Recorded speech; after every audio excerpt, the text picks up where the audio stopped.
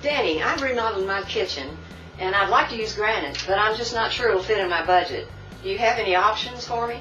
Well, Jan, that's a great question because granite is very popular these days, and the price has certainly come down in the last few years thanks to faster and easier ways to cut the granite. It's definitely hard to beat the look of granite, and it's also one of the most user-friendly surfaces for things like rolling out dough and pastries. And because it's stone, there's really no fear of burning or scorching it with a hot pan. However, while granite is scratch resistant, it still can be scratched, and the surface can also be stained by things like coffee.